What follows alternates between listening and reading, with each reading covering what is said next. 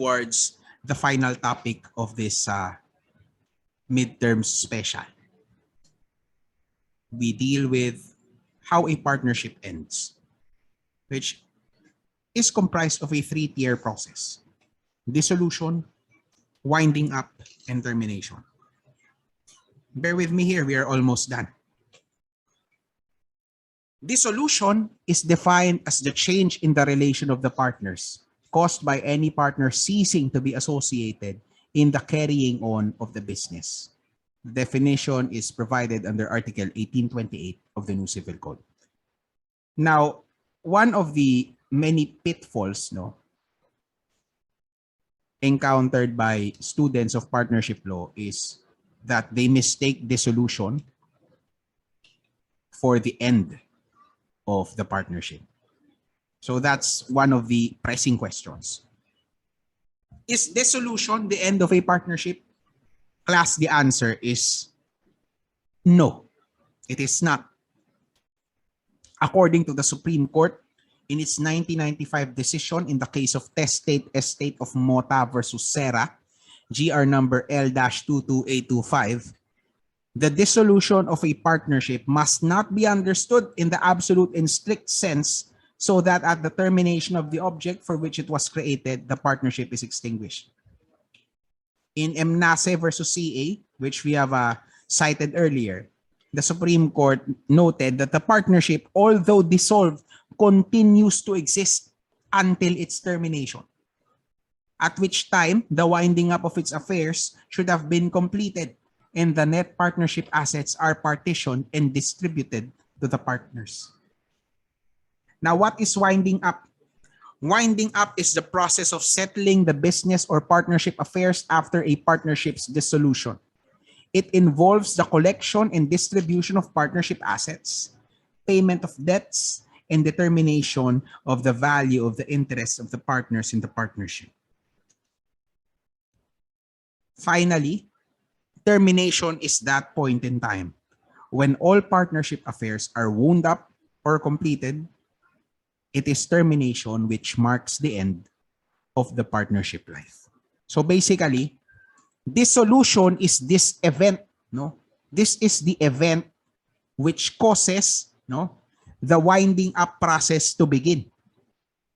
Okay? Dissolution entails a change in the relation of the partners. Winding up is basically, ito na yung settlement of the partnership loans. Kung may mga utang ang partnership, dito pinag-uusapan.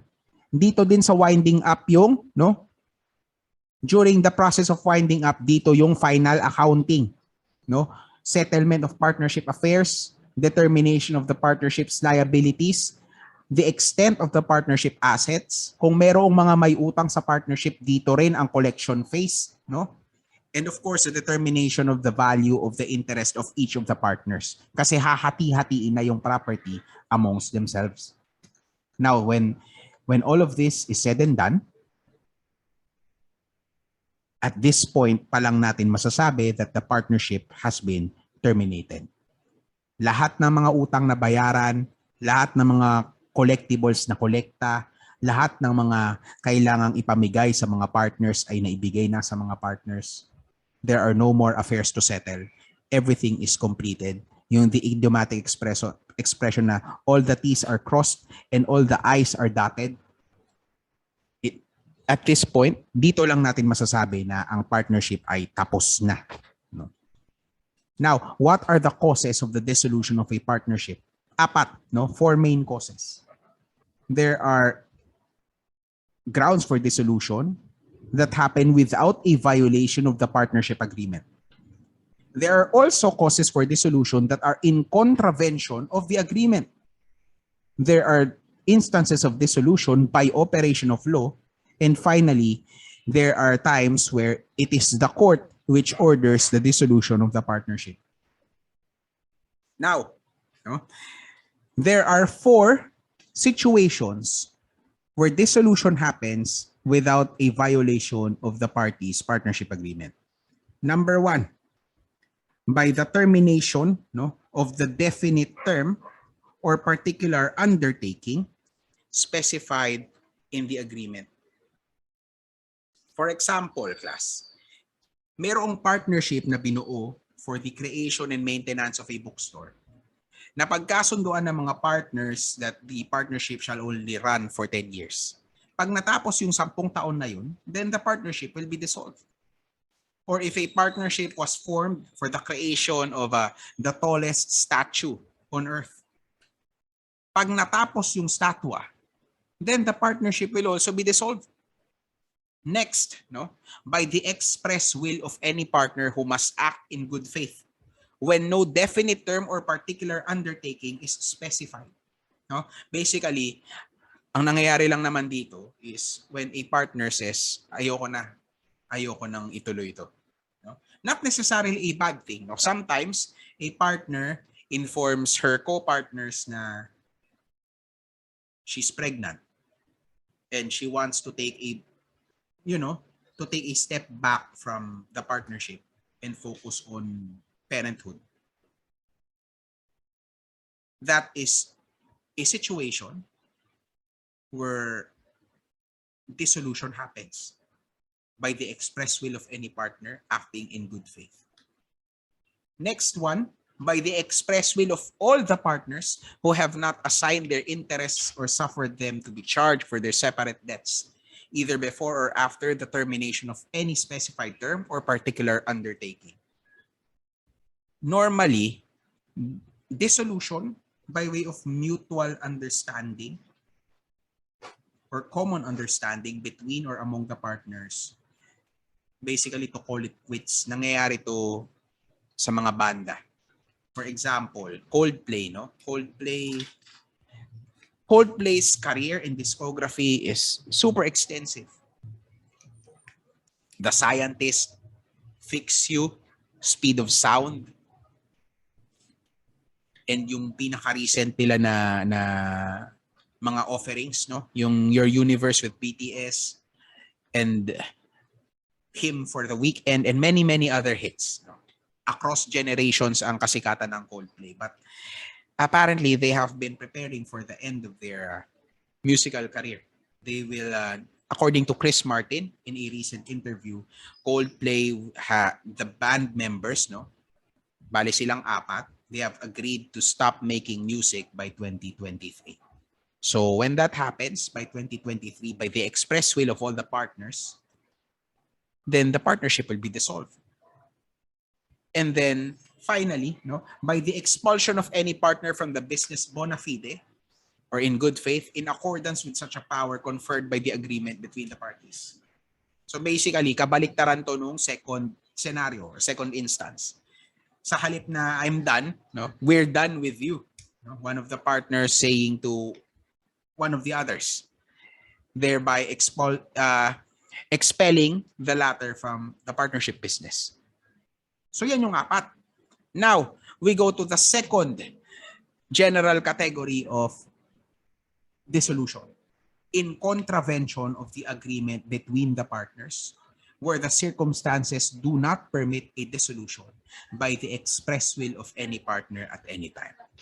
Now, let me tell you a story of one of my favorite bands. They have such a very storied history. Meet Orange and Lemons. Sumikat sila in the mid-2000s, I guess, mid to late 2000s, when they wrote and performed the theme song of the very first season of Pinoy Big Brother, yung Pinoy Ako. No? Na meron yung separate na issue on its own, but this is not the right forum for it. Orange and Lemons, maliban dun sa Pinoy Ako, they were able to dish out a good number of hits. No? Initially, they were a new wave Brit pop, Brit rock band. No? Obviously influenced by the Beatles, the Smiths. No? Pero it was their OPM sensibility which garnered them their first mainstream fans, no? Yung Umuwi Ka Na Baby, Lihim, yung mga kantang yan and yung mga, there are other English songs na pumatok sa mga tao, yung Heaven Knows This Angel Has Flown, yung Let Me, yung naging theme song nung isa sa mga commercials ng I think Sunsilk yata. And then they performed the theme song of Blue Moon, one of those films by, one of the better local films produced by GMA Films. They had a really great career. No? Na they were able to bring Brit-pop, Brit-rock to the masses. Now, in an attempt, no, in a conscious attempt not to be confined to, you know, playing OPM rock, you know, na, you know, the normal pop rock, ayaw ni Clem Castro kasi na makahon sila ng ganun. No? You know, preservation of creative integrity. So, again, for those of you who don't know, picture on the left, no, from left to right, Ace Del Mundo, JM Del Mundo, twins, no, they perform the rhythm instruments, drum and bass, vale. And then Clem Castro, lead guitarist, backup singer, and Makoy Fundales. So Makoy is the distinctive voice. No? Iba boses nito eh. So the vocalist and rhythm guitarist of the band. Now, after nung kanilang Strike While the Iron is Hot, which is their debut mainstream offering, Clem, no, who handled primary songwriting duties for the band, naisip niya, why not make a purely English album, concept album, na medyo tinaasan ng kilay ng mga record executives at the time. Kasi nga yung kanilang pinaka-selling points yung Umuwi Ka Na Baby, no, na Tagalog, no, at saka yung Pinoy Ako. Na, so bakit ganon? Ba't kayo magfo-full English? Sabi ni Clem, trust me on this, no? This is good for para mag-expand yung the musical direction of the band. Apparently si Makoy, the frontman, was more amenable na mag-Tagalog tayo ganyan. Now, despite Moon Lane Gardens, their second mainstream offering, being a multi-awarded album, universally lauded, na maganda kasi talaga yung album. Yun pala, may nafo-foment na discontent between, very rather silently, no, apparently hindi nila napag-uusapan. Parang passive-aggressively, you know, nagtatanim na pala ng sama ng loob si Makoy against Clem. And apparently, if Clem's account of what happened is to be believed, wala rin siyang idea. No, basically he thought na everything was okay with his band members. Isang araw, while they were set on promoting, scheduled sila to appear on a show yata or something to promote Moon Lane Gardens, he was informed that he was already being kicked out of the band. Na Makoy, JM, and Ace will be carrying on as Orange and Lemons. Now, Clem was mad. Kasi, admittedly, Orange and Lemons, banda niya yun. It was Clem who started the band. So sabi ni Clem, you can't kick me out of my band. Kung gusto ninyong mag-perform, okay, hindi ko kayo mapipigilan, but do not use the name Orange and Lemons. So at that moment, no, in contravention of the agreement among the four of them and the record executives, Orange and Lemons was dissolved as a corporate or as a partnership entity. So nalibing yung pangalang Orange and Lemons. Tumuloy nga, kagaya nga ng sinabi ni Makoy, natutuloy nilang tatlo, nina Ace at JM yung banda, they were forced to use a different name. Now the four of them kasi, they are Bulakeños eh, lahat sila from Bulacan. So Makoy, Ace, and JM, they had two more members join their three-piece band, and they went by the name Kenyo from Bulakeño. Yan. Sila yung nag-OPM, mga Tagalog music na in an attempt to, you know, to tickle the pop pop sensibilities of the audience. Ang sisti lang, apparently without Clem doing the songwriting, hindi siya ganun kapatok. Na actually, to this point in time, wala nga akong maalala actually na kanta ng Kenyo na tumatak sa akin well enough for me to remember the title of any song. Wala.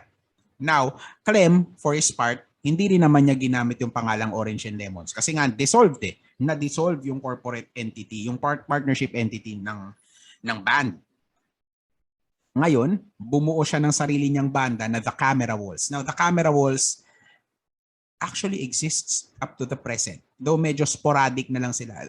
The Camera Walls has a very, very nice discography. Yung Pocket Guide to the Underworld has really great songs. Changing Horses Midstream, Ignore My Weakness, Don't Ignore Me, my personal favorite. No? Tapos meron pa silang mga iba pa mga other singles, mga EPs after that. More than 10 years later, no? Nung Kenyo obviously hindi nag-work, no? Hindi lumipad kasi obviously hindi sila ganun kagaling magsulat without Clem. So Kenyo never really got off the ground. Si McCoy nag-focus on showbiz, no? Naging writer siya for I think he's still a writer for Pepito Manaloto. And yun, medyo nag-acting siya minsan. And I think pumasok nga rin siya as a housemate sa Pinoy Big Brother at some point. I'm not sure, no? Pero yun nga ang kanyang main focus. Hindi na siya nagmu-music masyado, writing behind the scenes. Nakapag nagawang mag-reconnect ni na Clem at Ace at JM, no? And they had a keyboardist join them. No? Ito na sila yung nasa kanan. Orange and Lemons finally reformed. No? So basically, after a partnership entity has been dissolved and terminated, it is not really the end. No? Sometimes a partnership entity can, like a phoenix, rise from the ashes. And I think after 14 years, more or less, Orange and Lemons has finally returned to the mainstream. They have an album released lately, this month, no, La Bula Kenya, all Tagalog. Medyo Rondalia-ish, Kundiman-ish album na maganda, no? I mean, it's not everybody's cup of tea. I admit that, but I think it's pretty good. Good enough to stream on Spotify on repeat. And the album was met with such a positive response. I think sold out nga yung kanilang album launch nito ng La Bula Kenya. No, so that's the story of Orange and Lemons. When a band member is unceremoniously kicked out of the band, that constitutes a textbook example of the second mode of dissolution of partnership in contravention of the agreement. No, kalain mo band leader ka tapos sinipa ka sa banda. No, that would result in the dissolution of the partnership entity comprising the band. Okay? Now, let us move forward to the third mode of dissolution by operation of law. First one, no, first situation, by any event which makes it unlawful for the business of the partnership to be carried on or for the members to carry it on in partnership.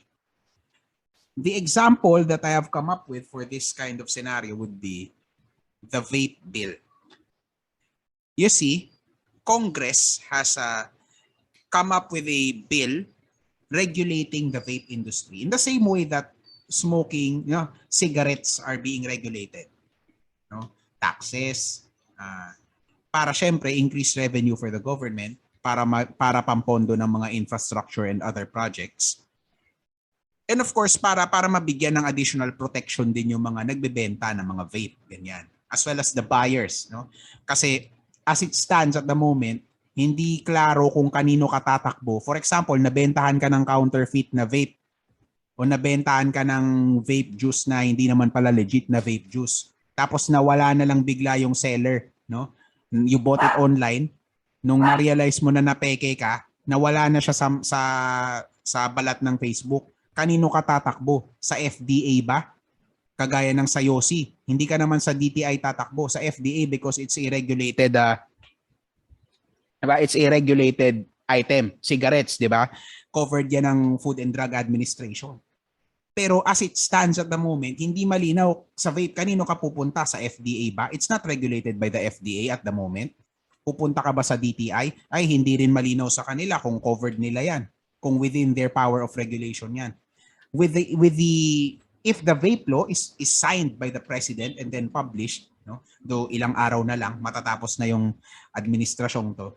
So we really wouldn't know. If hindi yan napirmahan within the period at nagpalit na ng presidente, well, the vape bill would have to be deliberated upon by the next Congress all over again. Parang bato na iniakyat mo na sa tuktok ng bundok, tapos magbababa ulit, tapos tutulak mo ulit. Sisyphus' dilemma, no? If you're familiar with Sisyphus.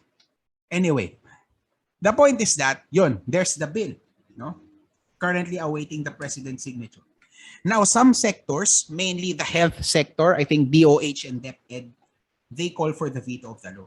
And instead, they call for stronger legislation to prohibit e-cigarettes and vapes. Well, of course, ang kanilang basis dito, understandably, ay health reasons. Na sinasabi nila na kasing lala lang din naman yan ng YOSI. Okay. Now, let us assume that the vape bill, as written, no, as I have described it to you, is vetoed by the president.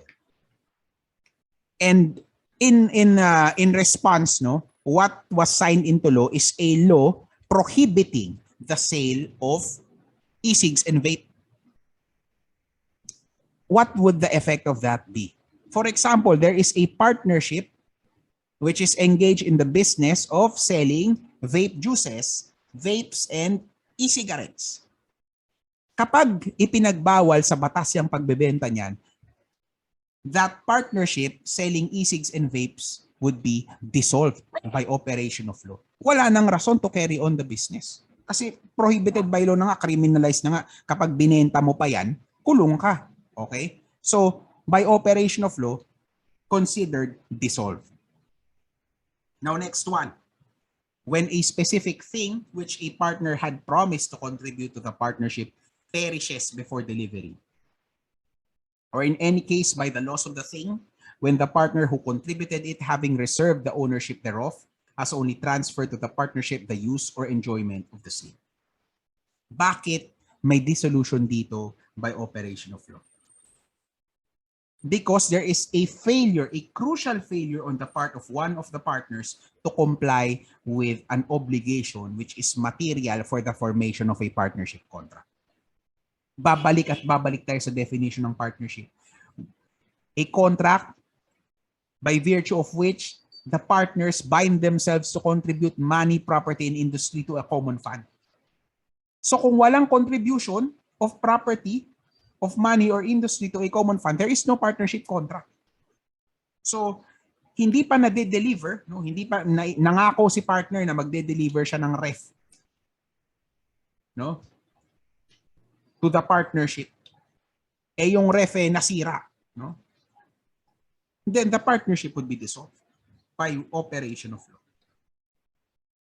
Okay? However, kung na-deliver muna sa partnership tapos doon nasira and while in the possession of the partnership, then there is no dissolution.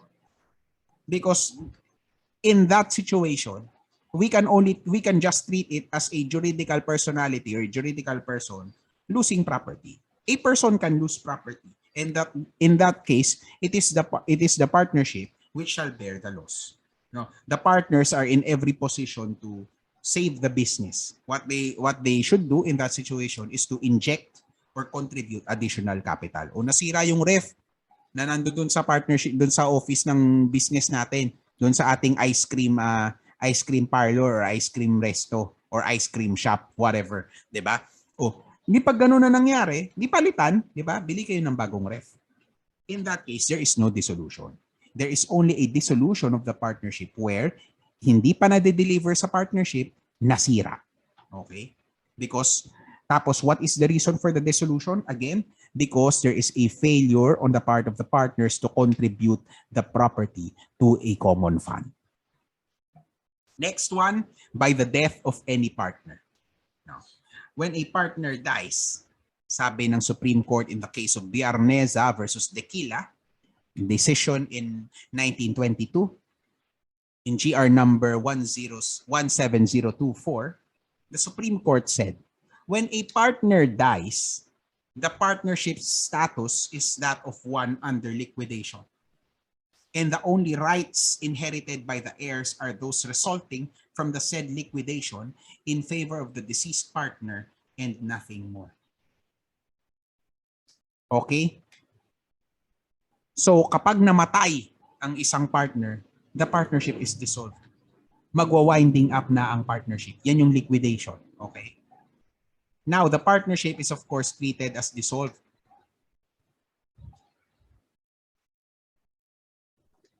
However, no, hindi automatically tapos ang winding up. Magli-liquidate muna.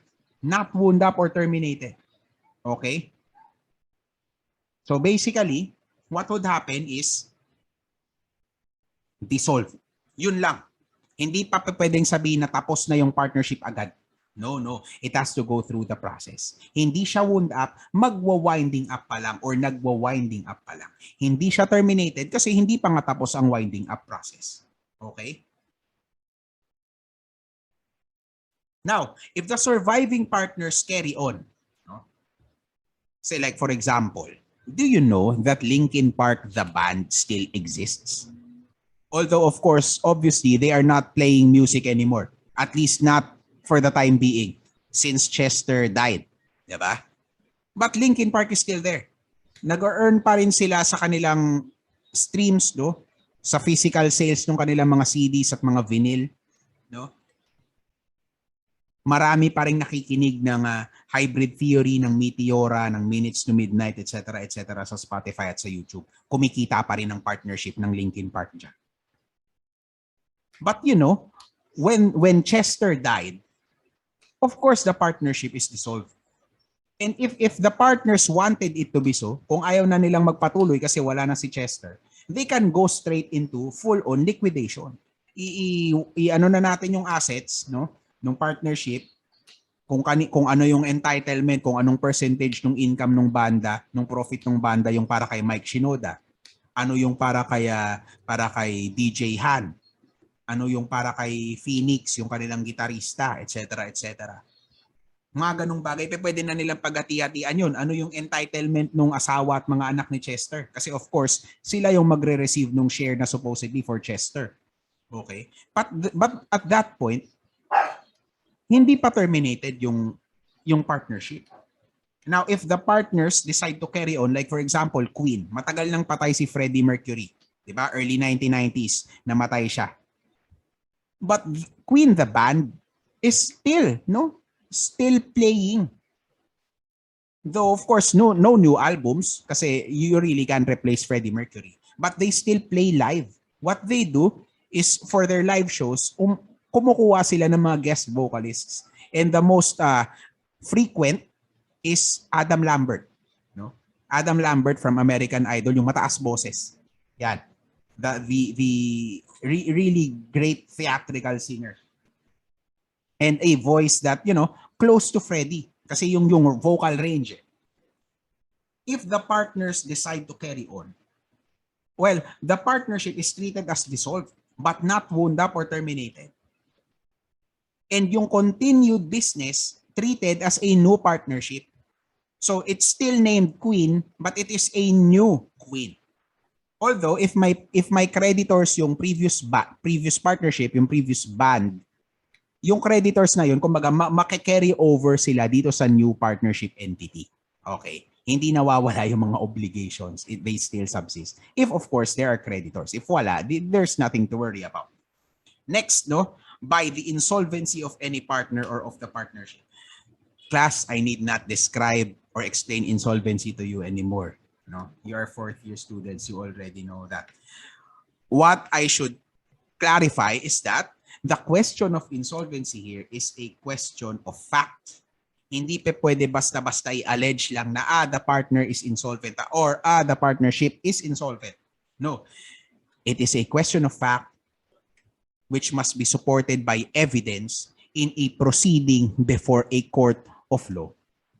So in order for there to be a dissolution on the ground of insolvency, there has to be a case filed in court to that effect. And lastly, no, by civil interdiction, by the civil interdiction of any partner. Civil interdiction, in case you haven't taken this up in any of your previous law subjects, this is a penalty, a subsidiary penalty, no, or secondary penalty, if you will, that describes deprives, no, the offender in a criminal case. So this presupposes the filing of a criminal case against a person. That person has been found guilty, and on top of the penalty of imprisonment and or fine, merong tinatawag na civil interdiction. Civil interdiction is the deprivation of the right to manage or dispose of property during the time that the convicted person is serving time in prison. Okay? Hindi niya pwedeng ibenta yung kanyang mga properties, hindi niya pwedeng ipamigay yung kanyang property sa iba. And where a partner is deprived of the right to manage and or dispose property, the partnership to which he or she is a member of is dissolved by operation of law. Next one. Finally, no? Dissolution by court decree. This, of course, presupposes that a case is filed in court for the dissolution of the partnership. Yan yung primary relief sought. That the partnership, wherefore it is respectfully prayed before this honorable court that the partnership be dissolved. Now, what are the grounds for this? What are the bases, no, that a plaintiff should allege and prove before the court? Any one of the following grounds. Number one, that a partner is insane or of unsound mind. Nabaliw na yung isang partner. Oh, how can the partnership carry on if one of the partners has already gone insane? Though, of course, it is the plaintiff's duty to prove that the partner is indeed insane. Next, no, that a partner has become incapable of performing his or her part in the partnership contract in any way. Oh, the partner has gone comatose, has entered into a vegetative state, naging gulay na. O paano pa yan makakapirma ng kontrata? Paano pa yan makakapag-review ng documents o makakapagbasa ng partnership books? Paano pa yan masusupervise yung business kung gulay na siya? Diba? In that case, no, the partnership can be dissolved. But again, there must be proof presented before the court in order to justify this. Next, no, a partner has been guilty of such conduct as tends to prejudice the carrying on of the partnership business. O yung isa sa mga partners managing a restaurant business, meron siyang weirdo na ugali na pag alas 9 ng gabi, kasi medyo open ang restaurant up to the late hours of the night. Merong painom, no? So sa umaga hanggang hapon, normal na kainan, sa gabi pwede ka nang umorder ng beer. So merong weirdong habit yung isa sa mga partners na naguhubad siya pag nakainom, no? Tapos nagsasayaw sa taas ng mesa. Now this conduct, no, negatively affects the customers. Gusto mo pa ba na kumain or uminom sa isang restaurant na ang gulo-gulo ng proprietor, no, na nagsasayaw ng hubad? Paano kung you had a bad day at work or you had a bad day in school? Tapos sa halip na makakain ka in peace or makainom ka in peace, no, at peace with your thoughts, tapos makakita ka na nakabuyang-yang na ano, di ba? That's not good. Ayaw mong kumain sa ganung establishment. So that kind of conduct will prejudice the carrying on of the partnership business. Nag-restaurant ka pa, di ba? Of course, again, the plaintiff should prove this. Next, that a partner willfully commits a breach of the partnership contract. Oh, for example, no, the partnership business is livestock, no, involved with livestock, nag-aalaga ng mga manok, nag-aalaga ng mga baboy. Ngayon merong isang customer, no, na nakausap ng partnership, ng ibang partners na willing na bumili ng sabihin natin ng 5 inahin na baboy. Yan. So kaso mo, yung isa sa mga partners for whatever reason Nung day na i-deliver na yung 5 inahin, itinakbo niya, no? At gusto niyang ibenta sa ibang customer. Which is well and good. Kahit na sino naman ang bumili, as long as it delivers profit to the partnership, technically, pragmatically speaking, that is good. However, the problem is that meron na kayong kasunduan with this particular customer, and it is not good business practice, no, to renege on your agreements. Meron na kayong matinong usapan, sa kanya mo na ibigay. So that's willful breach of the partnership contract, no? Paano kayo mapapagkatiwalaan ng customers kung hindi kayo maayos kausap? So that can be a ground for dissolution. Next, the business can only be carried on at a loss. Well, lugi na. Ano pa ang punto ng pagtutuloy ng business if lugi na nga kayo? And finally, other circumstances which render a dissolution equitable. So other similar situations, merong mga circumstances na hindi kasama sa enumeration ng batas which would equally deserve a relief, a court relief, court sanctioned relief in the form of the dissolution of the partnership. And that, my dear students, is the coverage of our midterms. I will be providing each of you, or all of you rather, a copy of these recordings through a Google Drive link. And for our next sessions, from next Saturday onwards, we will be conducting our classes synchronously. We have to catch up. So that's all. Review well. I will be posting the part 2 of your exam early this week. That would be all.